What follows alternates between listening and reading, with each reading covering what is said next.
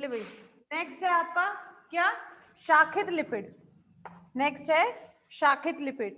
शाखित लिपिड का फॉर्मूला क्या होता है, RCH CH3 CH2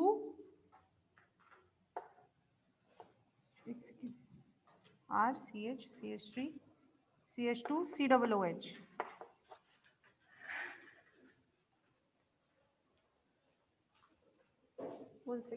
RCH power n, RCH CH3 CH2 की पावर n और COOH। अब आप इधर एक चीज देख सकते हैं बच्चों,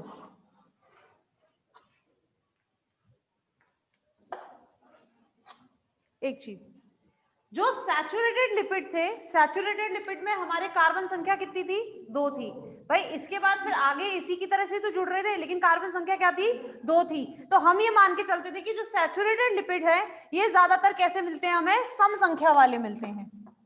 ठीक है, ये ज्यादातर हमें कैसे मिलते हैं, सम संख्या वाले मिलते हैं। जबकि आप ब्रांच लिपिड्स में यानी कि शाखित लिपिड्स में आप देखिए कितनी है, 1 2 और 3 विषम संख्या है ये। तो ये कहा जाता है कि जो शाखित लिपिड होते हैं ये ज्यादातर कैसे होते हैं, विषम संख्या वाले होते हैं। शाखित लिपिड मुख्यतः विषम संख्या वाले होते हैं।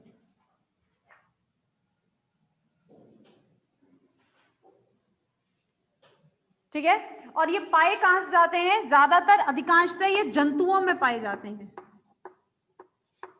जीव तथा जंतुओं में पाए जाते हैं। मुख्यतः ये जीव तथा जंतुओं में पाए जाते हैं।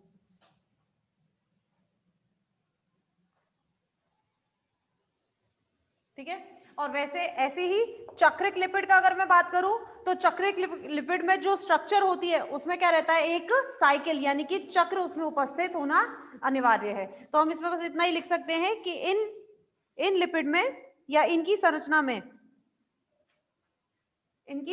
में एक अंश चक्रिक होता है। इनकी संरचना में एक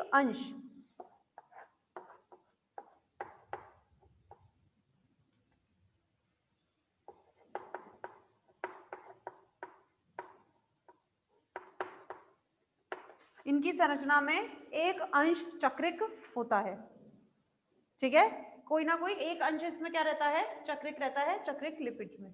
तो इस तरह से ये 4 लिपिड्स होते हैं, सैचुरेटेड लिपिड, संतृप्त लिपिड जिसमें मौजूद सभी बॉन्ड कैसे रहते हैं, सिंगल बॉन्ड रहते हैं, इसमें द्विबंध नहीं पाए जाते, और ज्यादातर ये किसमें मिलते हैं, जंतुओं में मिलते हैं। ठीक है, इनकी संख्या भी कैसी रहती है, सम संख्या रहती है। फॉर्मूला क्या रहता है, इनका सूत्र क्या रहता है, RCOOH, जिसमें से R क्या रहता है, CH3 CH2 की पावर होल n।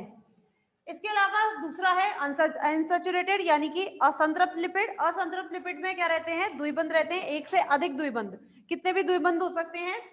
ज्यादातर किसमें पाए जाते हैं, ये पादपों में पाए जाते हैं, और इसका एग्जांपल क्या रहता है, ओलिक एसिड, लिनोलिक एसिड और लिनोलेनिक एसिड।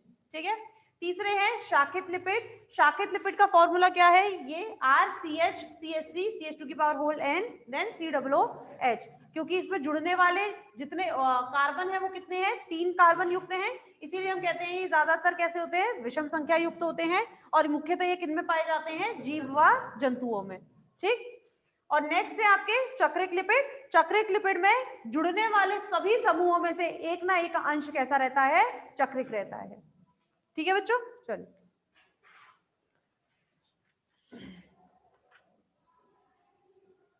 इसके बाद लिपिड का वर्गीकरण।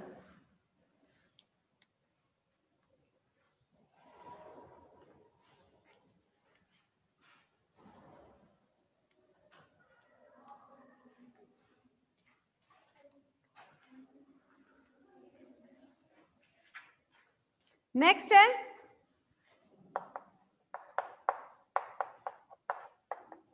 लिपिड का वर्गीकरण।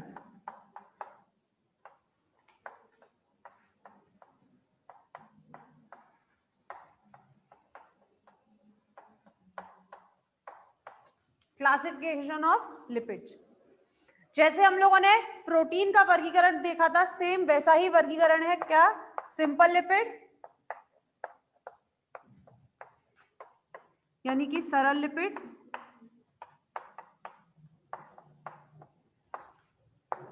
कॉन्जुगेटेड लिपिड यानी कि संयुग्मित लिपिड,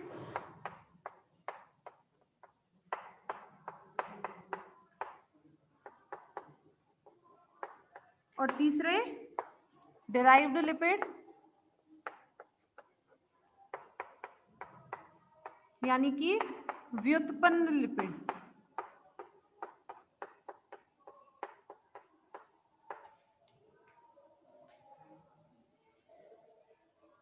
ठीक है, तो इसके तीन वही उसी की तरह हैं इसके भी।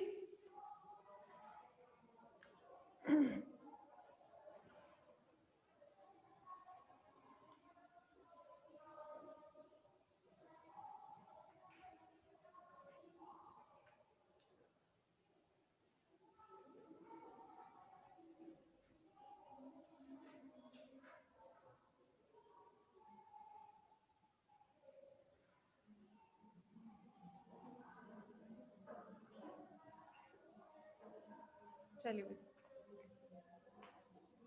इसको इन तीनों लिपिड्स को पढ़ने से पहले इनका वर्गीकरण देखने, मतलब ये जो तीन वर्गीकरण है इससे पहले एक वर्गीकरण होता है।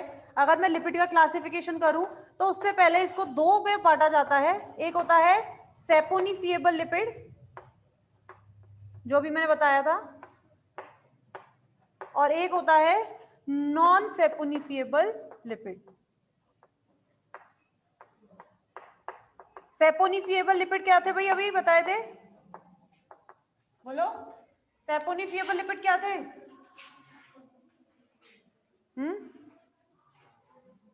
इतनी जल्दी भूल गए क्या? साबुनीकरण लिपिड, अभी बताए थे ना। क्या थे सेपोनिफिएबल लिपिड? साबुनीकरण लिपिड, यानी कि जिनसे क्या बनता है, साबुन बनता है।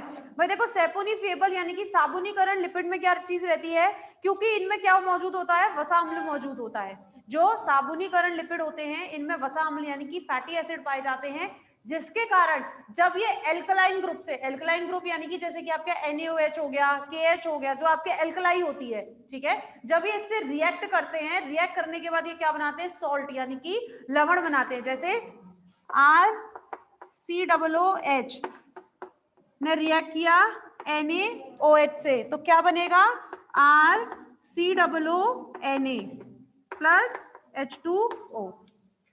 ठीक है, तो ये क्या है, सॉल्ट। ठीक है, तो वसा अम्ल की उपस्थिति के कारण जो सेपोनिफिएबल लिपिड क्या होते हैं, साबुनीकरण लिपिड, इन लिपिड के अंदर वसा अम्ल की उपस्थिति पाई जाती है। इस वजह से जब ये एल्कलाइन ग्रुप से यानी कि एल्कलाई से जब ये क्रिया करते हैं, अभिक्रिया करते हैं, तो इनमें क्या मिलता है, हमें सॉल्ट मिलता है। जबकि जो नॉन सेपोनिफिएबल यानी कि असाबुनीकरण जो लिपिड होते हैं, इन असाबुनीकरण लिपिड के अंदर वसा अम्ल नहीं पाया जाता है। इसके कारण ये ना तो एल्कलाइन ग्रुप के साथ, एल्कलाई के साथ अभिक्रिया करते हैं, और ना ही ये कोई सॉल्ट बनाते हैं। आगे बात समझ में? तो चाहो तो कहीं कोने में इस तरह से बना के आप लिख सकते हो, इधर लिख सकते हो साबुनीकरण लिपिड और इधर लिख सकते हो असाबुनीकरण लिपिड।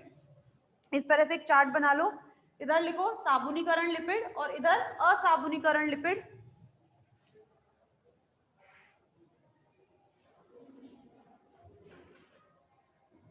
ठीक है, तो साबुनीकरण लिपिड, इसके अंदर हम क्या लिखेंगे, इन लिपिड में या इनमें वसा अम्ल की उपस्थिति पाई जाती है या वसा अम्ल उपस्थित होते हैं।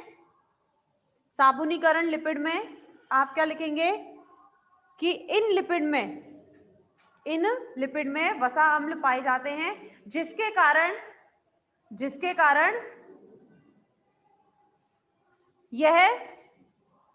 कारण यह एल्कलाई ग्रुप यानी कि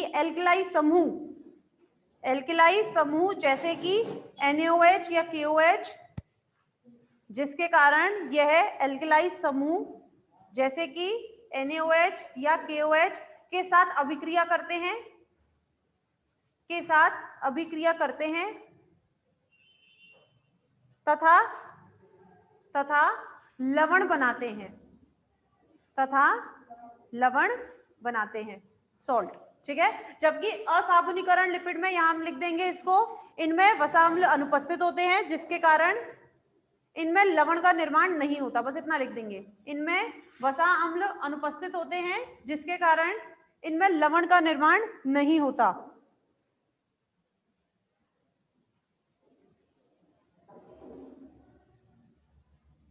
ठीक है। उसके बाद फिर हमने ये 3 देखे हैं, क्या क्या, सरल लिपिड, संयुग्मित लिपिड और डिराइव्ड यानी कि व्युत्पन्न लिपिड, जिनके बारे में हम कल बात करेंगे। ठीक है बच्चों, तो मेरे ख्याल से आज जितना हमने पढ़ा है लिपिड के बारे में आपको सारा समझ में आ गया होगा। ठीक है, तो बाकी की बातें हम इसकी कल करेंगे।